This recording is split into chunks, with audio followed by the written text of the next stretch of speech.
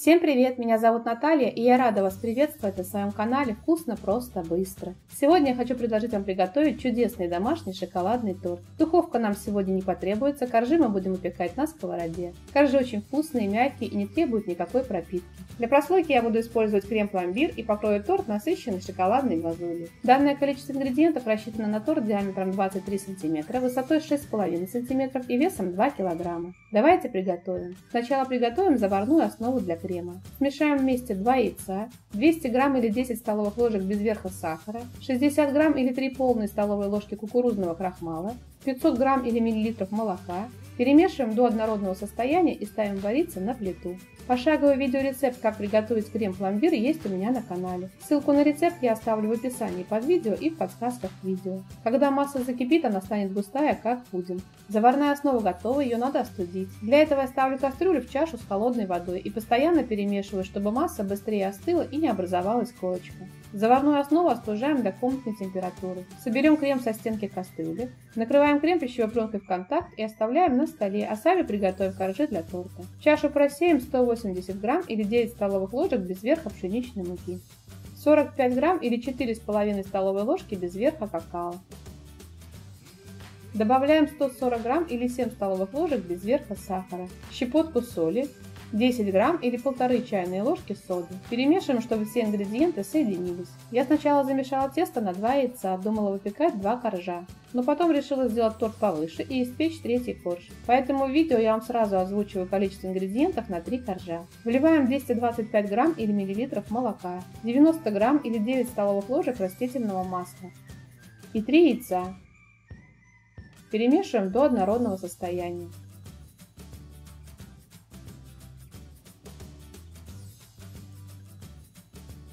Добавляем 14 грамм или 1 полную столовую ложку 9% уксуса. Перемешиваем до однородного состояния. Выпекаем коржи на заранее разогретой сковороде. Я ставлю разогреваться сковороду на маленький огонь заранее, когда начинаю замешивать тесто. Сковорода должна быть очень хорошо разогрета, но не должна гореть. Смазываем сковороду небольшим количеством растительного масла. Выливаем на сковороду 1/3 часть от нашего теста.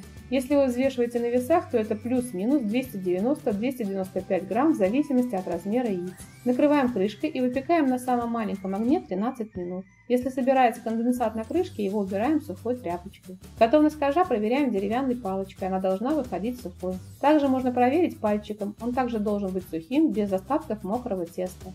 Перекладываем корж на решетку, оставляем остывать и сразу выпекаем следующий корж. Выливаем на сковороду 1/3 часть от нашего теста. Выпекаем под крышкой на маленьком огне 13 минут. Убираем конденсат, если он образовывается. Для выпекания обязательно берите хорошую сковороду с толстым дном и антипригарным покрытием. Проверяем корж на готовность. Готовый корж перекладываем на решетку и таким же образом выпекаем третий корж. Оставляем коржи остывать до комнатной температуры. Остывают коржи достаточно быстро, а сами доделаем крем.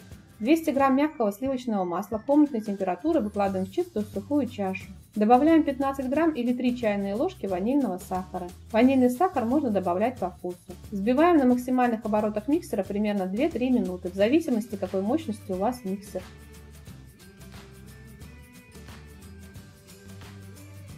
Взбитое сливочное масло должно стать светлым и воздушным. Заварную основу перед тем, как ее соединить со взбитым сливочным маслом, надо хорошо взбить миксером. Она должна стать мягкая и однородная.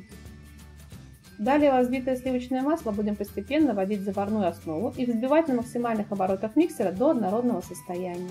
Добавляем ложку заварной основы и взбиваем до однородного состояния.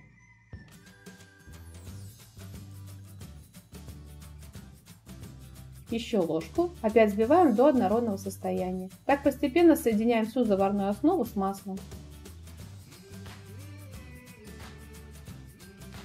Вот такой воздушный нежный крем получается. По вкусу он напоминает подтаявшее мороженое пломбир. Сразу откладываем 2 столовые ложки крема для выравнивания бока торта. Накрываем пищевой пленкой и убираем в холодильник. Остывший корж, вот такой он с обратной стороны, выкладываем на тарелку. Устанавливаем разъемное кольцо с ацетатной пленкой. Если ацетатной пленки нет, ее можно заменить полосками, вырезанными из мешка для запекания или из пергаментной бумаги. На корж выкладываем половину крема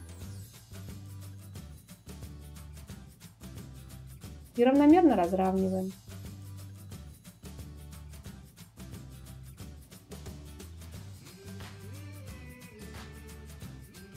Накрываем вторым коржом, слегка придавливаем.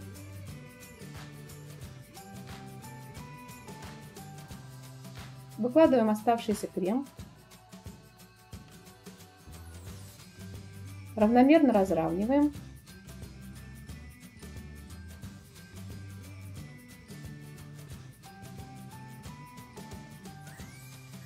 Накрываем третьим коржом. Третий корж я выкладываю нижней стороной вверх.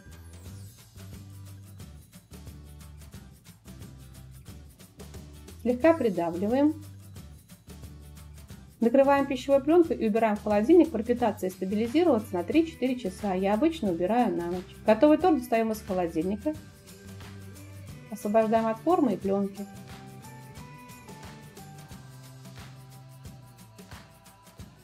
Бок торта обмазываем ранее отложенным кремом.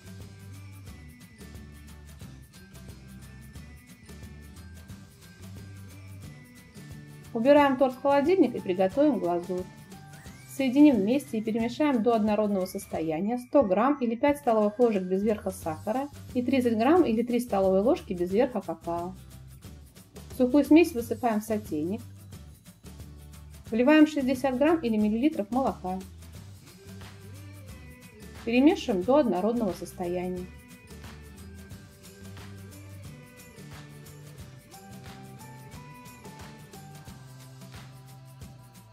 Ставим вариться на плиту на средний огонь. Постоянно помешивая, варим на среднем огне, пока сахар полностью не растворится. Если варить на большом огне, масса быстро закипит и сахар не успеет раствориться.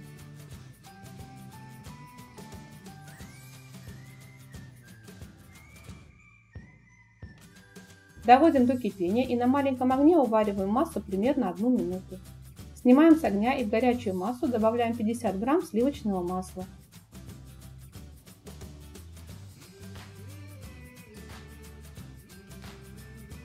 Перемешиваем до однородного состояния.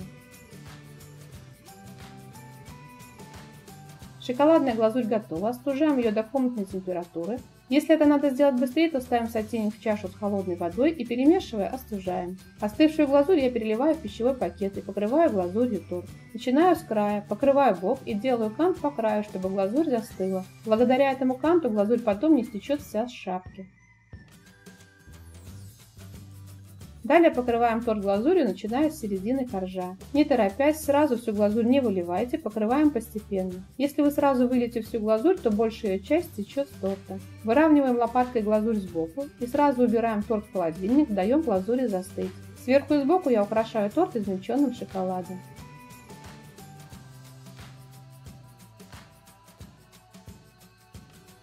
Торт готов. Вот такой торт получился, большой, высокий, красивый. Торт прекрасно подойдет как для домашнего чаепития, так и для праздничного стола. Готовится легко, советую вам его приготовить. Торт очень вкусный, мягкий, так и хочется отрезать себе еще кусочек. Если вам понравился рецепт, то делитесь этим видео с друзьями, ставьте лайки, пишите комментарии. Подписывайтесь на мой канал, смотрите мои другие видео, мне будет очень приятно. Желаю вам приятного аппетита и отличного настроения.